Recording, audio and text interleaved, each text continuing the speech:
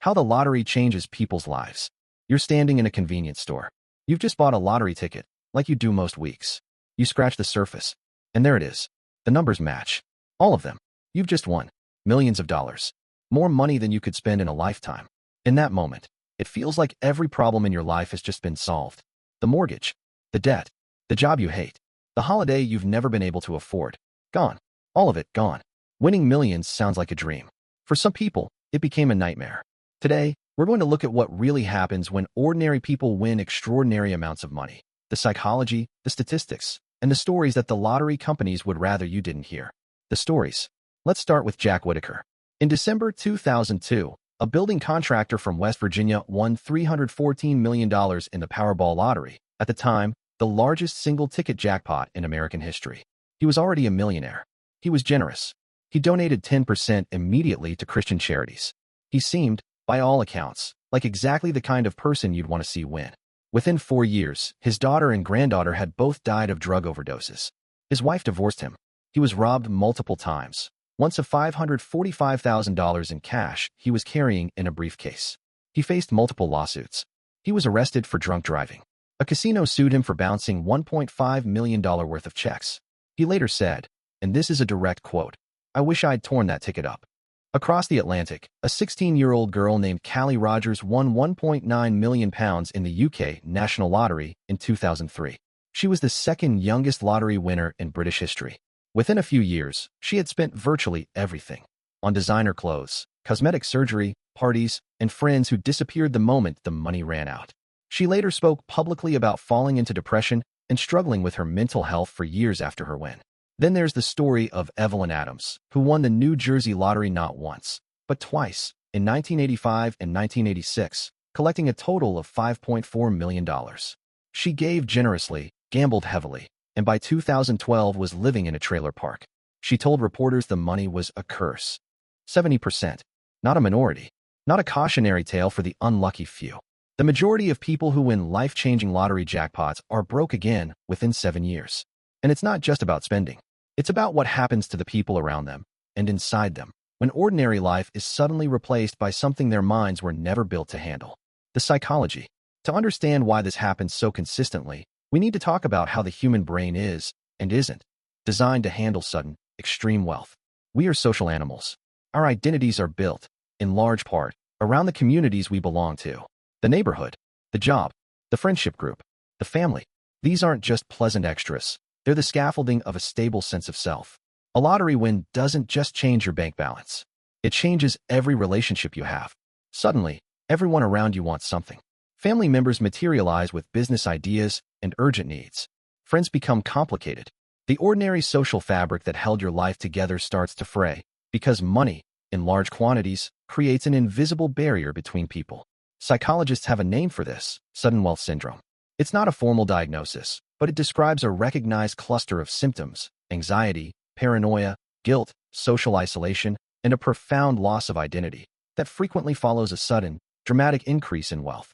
It sounds paradoxical, but consider, your entire sense of who you are has been built around the life you had before the win. That life, the job, the routines, the relationships, the daily structure, is now optional. And optional turns out to be more destabilizing than it sounds. There's also the hedonic adaptation problem. Human beings adapt to new circumstances with astonishing speed. The thrill of the win fades within months. The new house becomes just your house. The new car becomes just your car.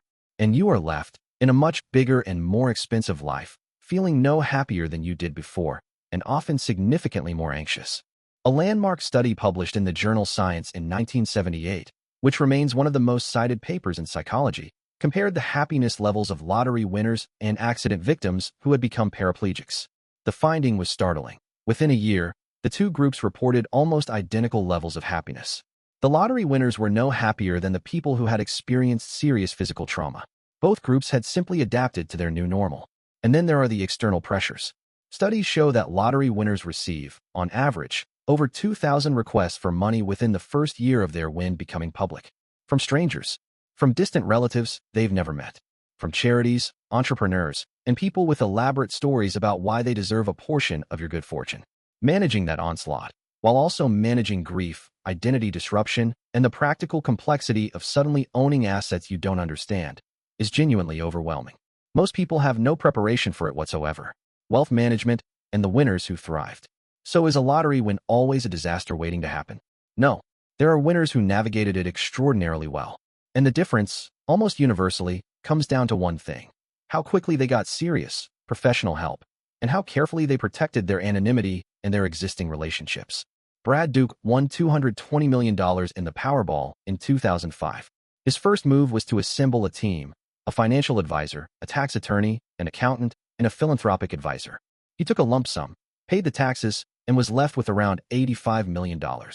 His stated goal was to turn it into $1 billion over 20 years through disciplined investment. He invested primarily in low-risk index funds and local businesses. He kept his existing friendships. He didn't buy a mansion. He still cycled to stay fit. Last reports suggest he's done exactly what he set out to do. Cynthia Stafford won $112 million in California in 2007, a single mother who had been raising her brother's 5 children after his death. She used her winnings to launch a theater production company, invested in film, and built a philanthropic foundation focused on the arts.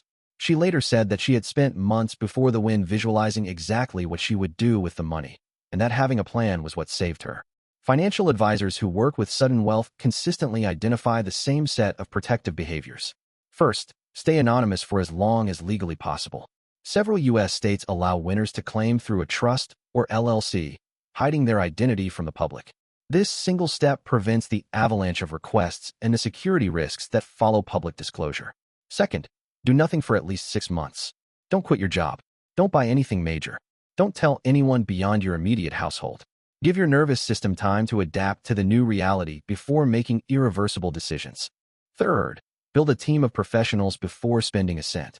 A fee-only financial planner, one who charges a flat rate rather than commissions, a tax attorney, and an estate planning lawyer. The complexity of managing a large lump sum of money is genuinely beyond most people's existing knowledge. There is no shame in that. There is enormous shame, in retrospect, in not getting help. There's also the lump sum versus annuity question that most winners never think clearly about. A $100 million jackpot taken as a lump sum after federal and state taxes might yield $35 to $40 million. The same jackpot paid as an annuity over 30 years delivers the full advertised amount, but locks you into a payment schedule that limits your investment flexibility. Both have significant trade-offs, and making that choice without expert advice, under the emotional pressure of a fresh win, is a recipe for regret. The lottery is, mathematically, a terrible investment. The odds of winning a major jackpot are roughly 1 in 300 million. You are more likely to be struck by lightning, twice, than to win the Powerball. And yet more than half of all American adults buy a lottery ticket at least once a year. In the UK, around 45% of adults play the national lottery regularly.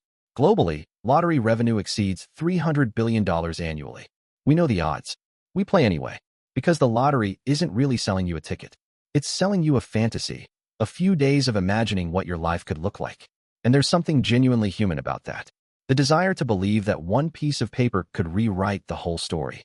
But the evidence suggests that the fantasy and the reality of a major lottery win are very different things. And the people who navigate the reality best are the ones who understand, going in, that money is an amplifier. It amplifies who you already are. It amplifies your existing relationships, the good ones and the bad ones. It amplifies your existing habits with money. It amplifies your existing sense of identity and purpose. If you ever do win, and statistically, you almost certainly won't, the most important thing you can do is pause. Breathe.